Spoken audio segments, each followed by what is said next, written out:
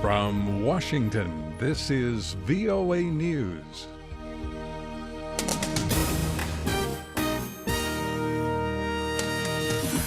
I'm David Forrest reporting thousands of Islamic State fighters are dead in less than a year. Deputy U.S. Secretary of State Antony Blinken says military operations against the Islamic State group has killed more than 10,000 militants in less than a year. Blinken made the statement to a French radio audience. Meanwhile, in Washington, White House spokesman Josh Earnest said the Islamic State group is recruiting overseas to replenish its forces.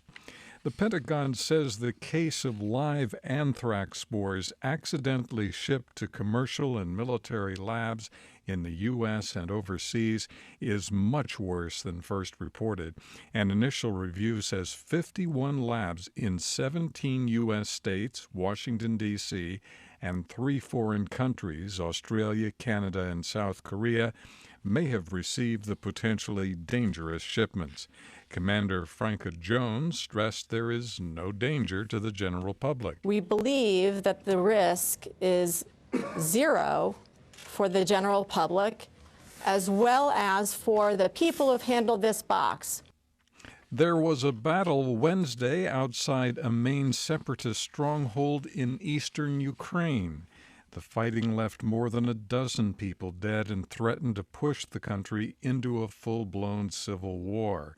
Each side blamed the other for the new violence. Ukrainian officials say the battle began near Donetsk when about 1,000 pro-Russian rebels launched an attack just west of the city.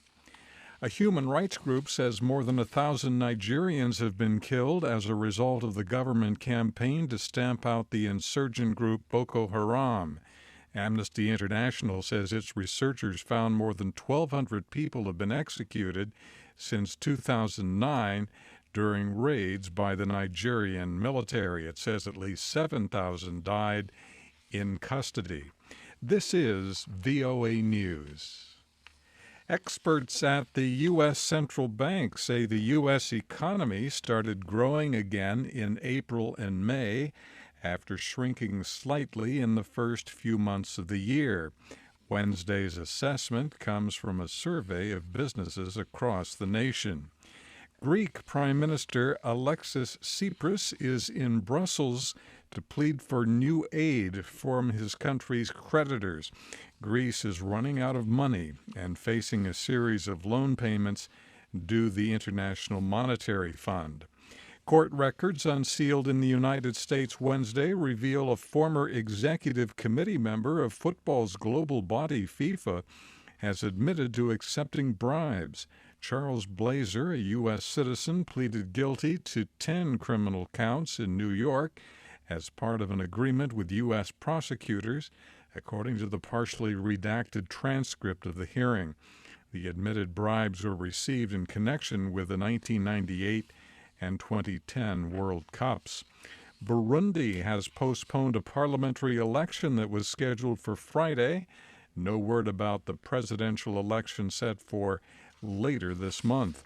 Afghanistan's intelligence agency says it has arrested 2 alleged organizers and planners of an attack on a Kabul guest house that killed 14 people. Ayesha Tanzeen reports. Afghanistan's National Directorate of Security says the deadly attack on Kabul's Park Palace guest house last month was carried out by a man called Idris, who was sent to Kabul from Peshawar by the Haqqani network, one of the deadliest groups under the Afghan Taliban. 2 men, Ghulam Aziz and Abdul Wakil, who helped the attacker get inside the guest house, were arrested Wednesday in Kabul. The Afghan NDS says the plan was supervised by a 4th man in Peshawar, Qari Abdullah, believed to be a Haqqani network commander. Aisha Tanzim, Islamabad. UN officials are calling for search operations to continue in Asian waters for smugglers' boats thwarted from getting their human cargo to Malaysia. Steve Herman has more. Myanmar says it is set to begin processing more than 700 boat people it rescued off its coast earlier this week. Officials near the western border town of Mongda told VOA the refugees, including more than 70 women and 40 children, were being brought to an immigration center near the town of Tongbyo. The authorities say the process will take 3 days before officials can determine the status of the people and decide what to do with them. Steve Herman, Bangkok.